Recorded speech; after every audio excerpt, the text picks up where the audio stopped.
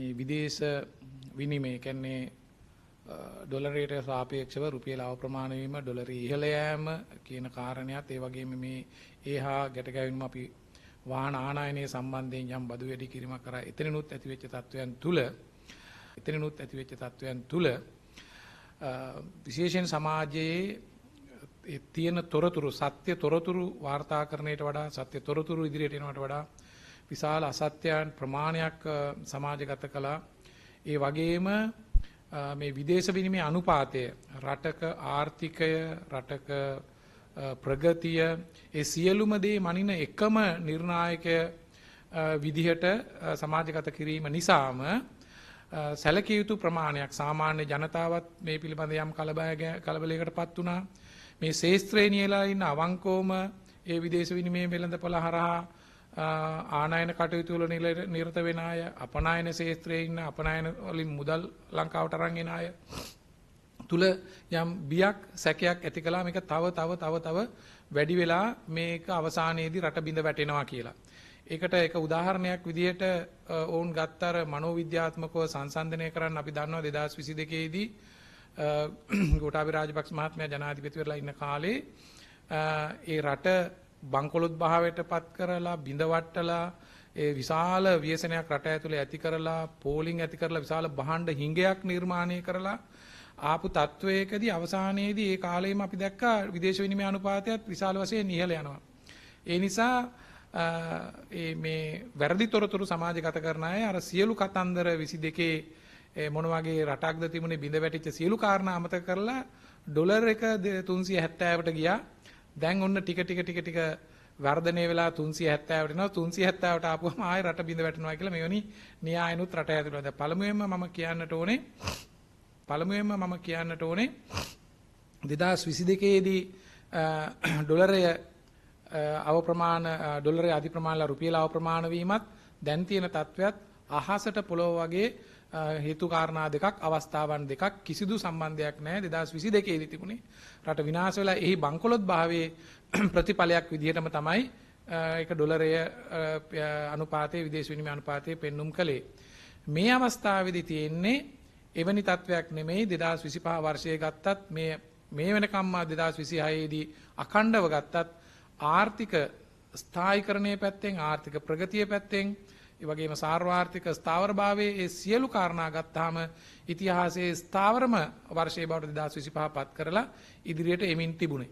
එහෙම තියෙනකොට ආණ්ඩුවේ තීරණයක් නිසාවත් ප්‍රතිපත්තියක් හෝ වැරදි කටයුත්තක්, වංචාවක්, දූෂණයක්, දේශපාලන ප්‍රශ්නයක් ඒ කිසිවකින් තොරව විදේශයේ ඇතිවෙච්ච ගෝලීය තත්වයකදී මේ යුද තත්වයේ මත තමයි මේ නිර්මාණය වුණේ. එහි ෂණික ප්‍රතිඵලයේ විදිහටම තෙල් මිල ඉහළ ගියා. ඒ නිසා අපිට තෙල් කියන එක නවත්තන්න බෑ. අපේ පරිභෝජනයට අවශ්‍ය කරනවා. යම් ආකාරයකට විදුලි නිෂ්පාදනයටත් භාවිත කරනවා. එතකොට ගෑස්, පොහොර ඒවා අපි ආනයනය කරන්න වෙනවා. ප්‍රධාන වශයෙන් මෙහි මිල ඉහළ ගියා. ඒ වගේම මේ යුද තත්ත්ව නිසා නාවික ප්‍රවාහන ගාස්තු ඉහළ ගියා. රක්ෂණ ගාස්තු ඉහළ ගියා. ඒ නිසා තෙල් වල මිල විශාල වශයෙන් ඉහළ ගිය අතර අනිකුත් භාණ්ඩ අපිට අත්‍යවශ්‍ය කරන බෙහෙත් ද්‍රව්‍ය, අත්‍යවශ්‍ය ආහාර ද්‍රව්‍ය මේ හැම එකකම මිල මේ ඩොලරයේ වැඩිවීම විසින් වැඩි කරලා තියෙනවා. ඒ වගේම තමයි මේ පහුගිය කාල පරිච්ඡේදයේ සමස්ත ආනයන කරන භාණ්ඩවලත් අපනයන කරන භාණ්ඩවලත් අපි වෙළඳ අනුපාතය කියලා කියනවා. ආනයනය කරන භාණ්ඩවල ඩොලර් මිලත් වෙනමම වැඩි වෙලා තියෙනවා. අපි අපනයනය කරනවල භාණ්ඩවල ඩොලර් මිලට වඩා මේ කාරණයක් බලපාලා තියෙනවා. ඊට අමතරව මේ යුද තත්වය ඇතුලේ සහ ගෝලීය වශයෙන් තියෙනවා ඒ භූදේශපාලනික වශයෙන් රට රටවල් අතර ලෝක ආර්ථිකය ඇතුලේ හැසිරවීම. ඒ හැසිරවීම වලදී ඩොලරය ස්ථාවර කර ගැනීමට ඩොලරයට වැඩි ප්‍රතිලාභයක් ලබා දීමටත් ගතු ක්‍රියාමාර්ග හෝ යුද්ධමය තත්ත්වෙන්නත් වෙච්ච තත්වයකදී ඩොලරයට වැඩි ප්‍රතිලාභයක් ඒගොල්ලන්ගේ yield එක ඇවරේජ් yield එක වැඩි වීම නිසාත් ඩොලරයට ඉල්ලුම වැඩි වෙලා ඩොලරයේ පැත්තට ආයෝජන විතන්වීමේ ප්‍රවණතාවයකුත් තියෙන නිසා ඩොලරය ශක්තිමත් වෙලා තියෙනවා. අනිකුත් මූල්‍ය ඒකකයන්ට සාපේක්ෂව විශේෂයෙන් අපේ ආසියානු කලාපයේ ගත්තත් අනෙක් රටවල් වල ඉන්දියාව, ඉන්දුනීසියා වගේ රටවල් වල ඉතිහාසයේ වැඩිම අවප්‍රමාණ වීම සිද්ධ වෙලා තියෙනවා මේ රටවල් දෙකේ. මේ සියලු කාරණා තුල ආනයනය දැන් රට ඇතුලේ මේ තොරතුරු හරියට විග්‍රහ කරලා කතා කරලා ප්‍රතිපත්තිමේ තීන්දුව වලට එනවට වඩා සමාජය ඇතුලේ මතු වුණා අනවශ්‍ය බියක් ආනයන තහනම් කරන්නේයි අපිට මතක තියෙන 2022 නේ. ඒ නිසා මේ සියල්ල තහනම් කරයි කියන එකද පළමු කොට මම කියන්නේ ආණ්ඩුව කිසිදු ආකාරයකට කිසිදු තීන්දුවක් අරගෙන නැහැ මේ ආර්ථිකයේ හකුලවල ආර්ථිකය නවත්තලා ආනයන සීමා කිරීම කරලා තහනම් කිරීමක් කරන්න. කිසිදු ආකාරයක එහෙම තීන්දුවක් අරගෙන නැහැ. මොකද අපිට අවශ්‍ය කරන්නේ මේ ප්‍රශ්නෙට උත්තරේ හොයන්න මේ ආර්ථිකයේ දුවවන ගමන්ම බාහිරින් ඇතිවෙච්ච ප්‍රශ්නේ ඒ කම්පණයට වඩාත්ම නිවැරදි විද්‍යාත්මක පිළිතුර හොයාගන්න. ඒ අනුව තමයි ආනයන වලට වැඩි පෙළඹුමක් ආවා. ගබඩාක ඉදිරියේදී ඩොලර් මිල් තවත් තියලයි තහනම් කරයි කියලා හිතන අය වැඩිපුර ආනයනය කරන්න ඩොලර් ඉල්ලුවා. ඊට අමතරව ඉන්ධන වලට වැඩිපුර ඩොලර් ප්‍රමාණයක් අවශ්‍ය කළා. විශේෂයෙන්ම මාර්තු අප්‍රේල් ඒ මාස දෙකේ මිල ගණන් ඉහළ ගියා. දැන් ඒ මිල ගණන් වලට ගත්තු ඉන්ධන තමයි අපි මැයි මාසේ ගෙවන්න තියෙන්නේ. ඒ නිසා තමයි සාමාන්‍යයෙන් CPC එක මේ පෙට්‍රෝලියම් කෝපරේෂන් එකට මිලියන 150 200 ඔය වගේ ප්‍රමාණයක තමයි මාසයට බිල ගෙවන්නේ. මැයි මාසේ වෙනකොට ඒ බිල ඩොලර් මිලියන 521 දක්වා වැඩි වෙලා තියෙන මේ ඇතිවෙච්ච තත්ත්වයන්. ඉතින් ඒ අනුව ඩොලරයට ඉල්ලුම වැඩි වෙනවා. ඒ ඉල්ලුම සම්පාදනය කරගන්න තියෙන සැපයීම සීමා වෙනවා මේ කෙටි කාලය ඇතුළතදී. ඒ අනුව අසාමාන්‍ය විදියට මේ තත්ත්වය ඉහළ ගිහිල්ලා ඊයේ වෙනකොට 350ත් ඉක්මවලා ගියා. එතකොට රටක් විදියට අපි කවුරුත් බලාපොරොත්තු වෙන්නේ එමගින් නැතිවන පීඩනය අවම කරලා ආර්ථික නැවතත් ඒ තියෙන බලපෑම මිනිසුන්ගේ ජීවිතවල තියෙන බලපෑම අඩු කර ගැනීම. ඒක සෑම පුරවැසියෙකුගේම චේතනාව. හැබැයි ඊටාම සුළු කණ්ඩායමක චේතනාව උනේ ඒක නෙමෙයි. 350 ඉක්මනින්ම 360ට එන්නේ කොයි වෙලාවේද 370 400 ওই විදිහේ ඉලක්කම් ඔළුවේ තියාගෙන හිටියා. සමහර අවස්ථාවලදී දේශපාලන මුණාවක් වෙන්න පුළුවන්. සමහර අවස්ථාවලදී වෙළඳපොළ ඇතුලේ හැසිරෙන බලවේගවල අවස්ථාවාදීව ලාභ උපයා ගැනීමේ අරමුණක් වෙන්නත් ඉඩ තියෙනවා. ඒ නිසාම අපි පාර්ලිමේන්තුවේදීත් ගොඩක් අවස්ථාවලදී කිව්වා තොරතුරු පිළිබඳ හරිව අවබෝධයක් විශ්ලේෂණයක් නොකර ඔබ තීන්දුව తీරන ගන්න එපා. ඒකෙන් ඔබට විශාල අලාභයන් සිද්ධ වෙන්නත් පුළුවන්.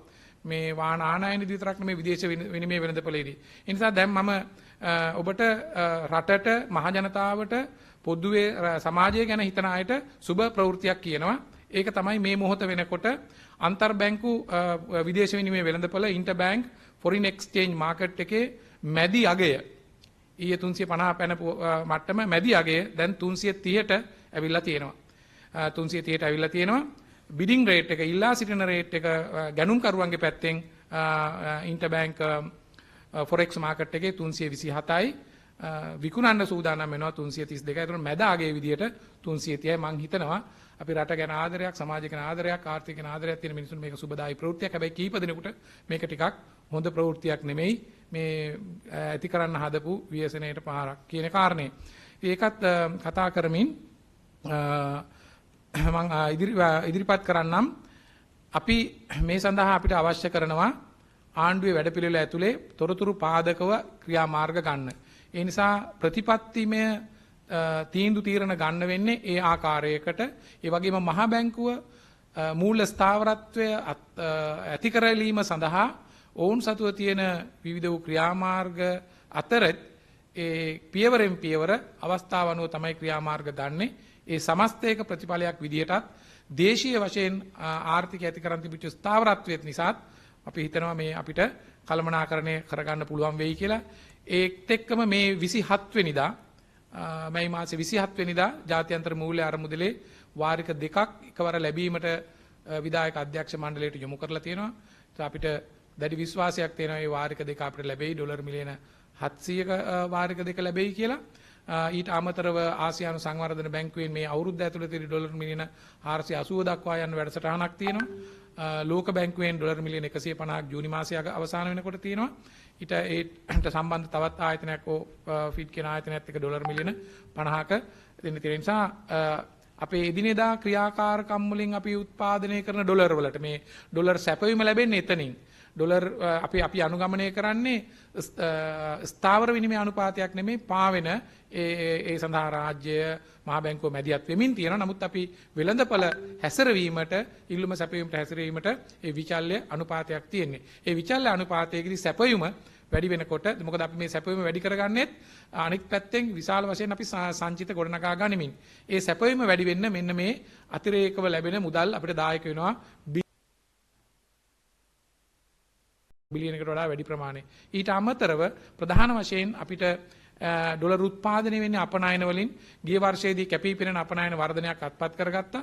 පසුගිය මාසවලත් ඒ අපනයන වර්ධනය අපි සැලසුම් කරු පරිදිම ඉදිරියට ආවා. යුදමේ තත්ත්වයේ තියේදී දැන් අප්‍රේල් මාසයේදී පුංචි අඩුවීමක් සිද්ධ වෙලා තියෙනවා. ඒක ඉතාමත්ම මේ කුඩා ප්‍රමාණයේ අඩුවීමක්. අපිට ඒක ආවරණය කරගන්න පුළුවන් අපේ අපනයන සංවර්ධන සැලැස්ම තියෙනවා විවිධාංගීකරණය ඇතුලේ.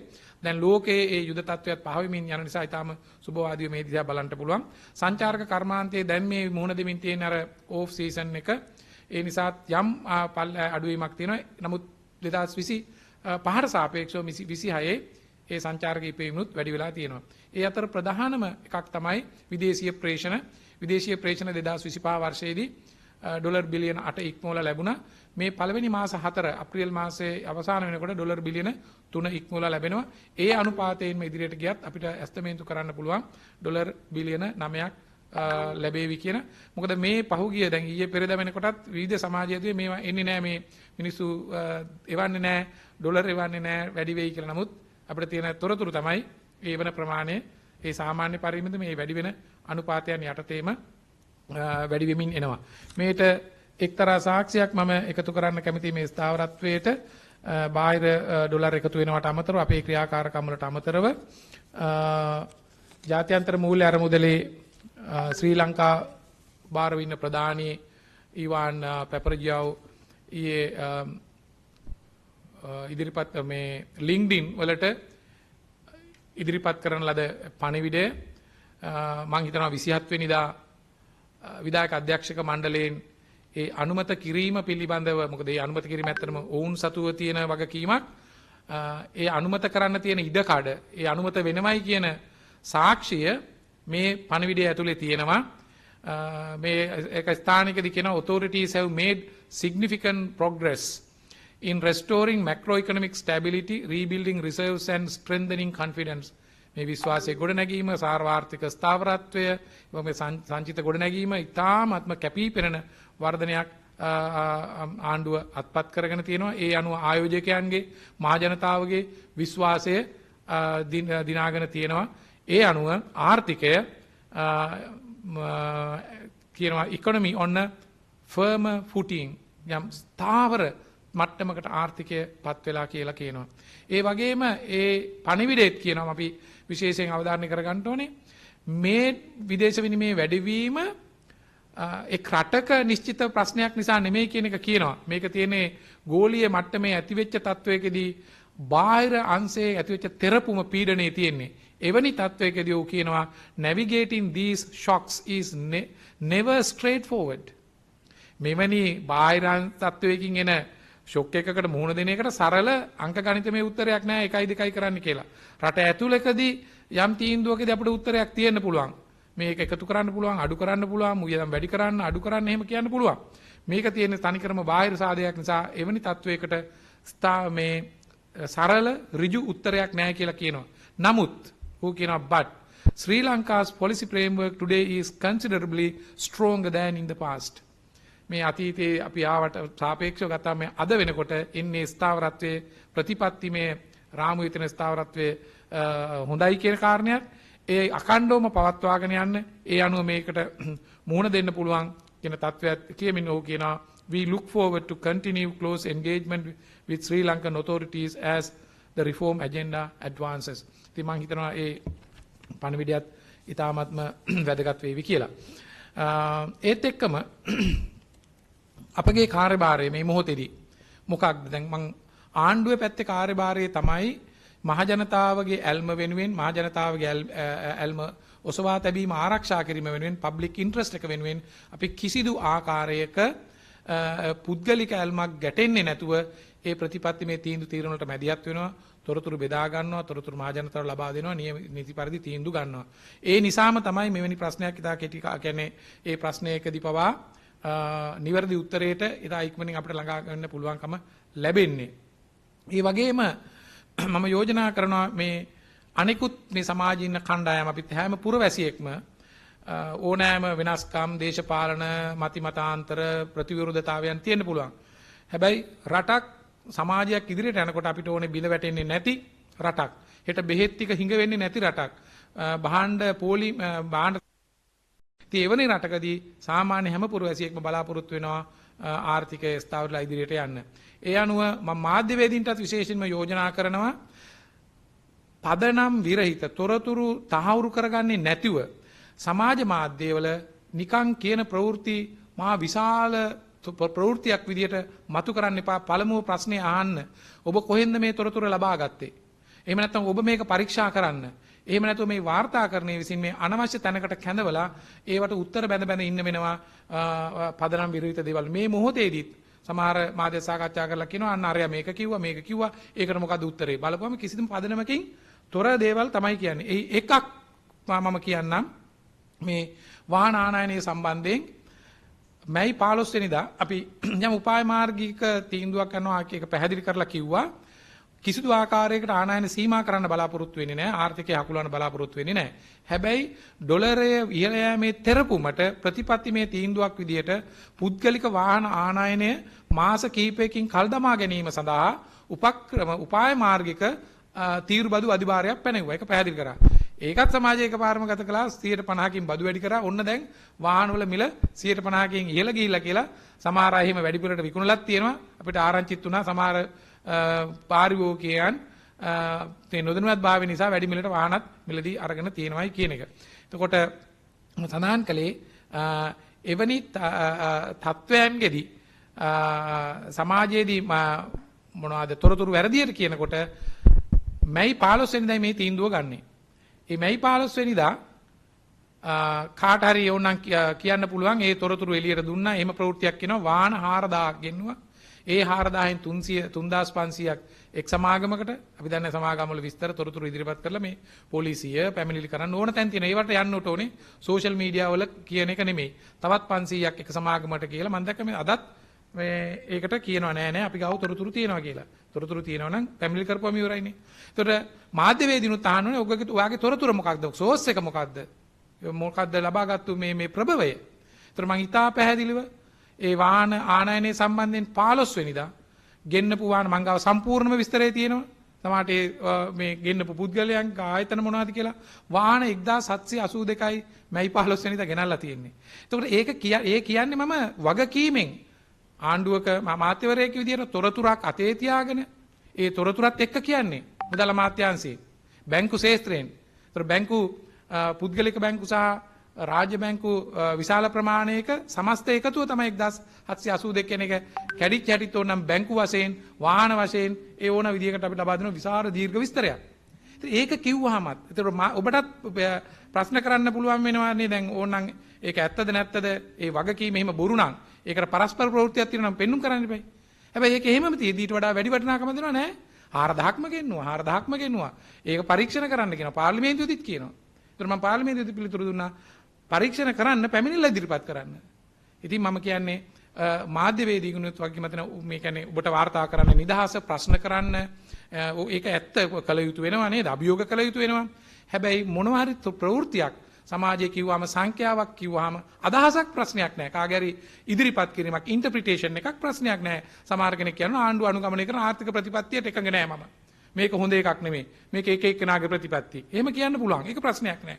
හැබැයි සංඛ්‍යාවක් කියනකොට කොහෙට රිෆරන්ස් එකක් තියෙනවනේ. ලංකාවේ ඩොලර් එකේ කවුරුද දැන් 500යි කියලා කිව්වොත් වැරදි. දැන් මම ඔබට කියනවා 330යි මිඩ් රේට් එක. මම මොකෙන්ද ගත්තේ? අන්තර් බැංකු විදේශීය වෙළඳපොලේ මේ මොහොත තියෙනකොට. ඒතර තා පොඩ්ඩකින් ඔබ මාධ්‍යවේදියෙකුට පුළුවන් මේක චුට්ටක් ආයෙ ඉහළට ගියොත් අන්න ඇමතිවරයා බොරු කිව්වා කියන්නේ. මම මේ කියන්නේ මේ මොහොත වෙන 12යි කාලට.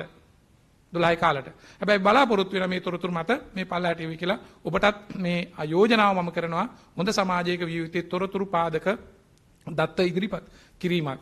ඒ වගේම විදේශීය මේ ඉන්න ශ්‍රී ලාංකිකයන්ටත් මම යෝජනා කරනවා මේ මොහොතේදී ඔබ එවන ඒ ඩොලරය විසින් විශාල ශක්තිමත් භාවයක් මේ රුපියල ආරක්ෂා කරගන්න සංචිත ගොඩනගා ගන්න මේ තීරණාත්මක මොහොතේ මේ කෙටි කාලයකින් මේක පහව යනවා. ඒක වැදගත් වෙනවා. මම හිතනවා ඔබ ඒ කාර්යය හරියට කරමින් තියෙනවා. ඒ ඩොලර් ප්‍රමාණය සාමාන්‍ය පරිදිම ඔබේ අවශ්‍යතාවන්ට ආයෝජනවලට ඒ ඩොලර් ප්‍රමාණය එවන්න නොමග යන්න එපා. ඒ වගේම සාමාන්‍ය පොදු ජනතාව මේ ඩොලර් පරිහරණය කරන කණ්ඩායම් වලදී අවස්ථාවාදීව වෙළඳපොලෙන් ලාභ උපයන්න උත්සාහ කරන කණ්ඩායම් හැර. මොකද අවස්ථාවාදීව ලාභ උපයන්න උත්සාහ කරන කණ්ඩායම් වලට මම ආයාචනය කරාට ඉදිරිපත් කරාට ඔවුන් ඒකට ප්‍රතිචාර දක්වන්නේ නැහැ. වෙනස් විදියකට ප්‍රතිචාර දක්වන්නේ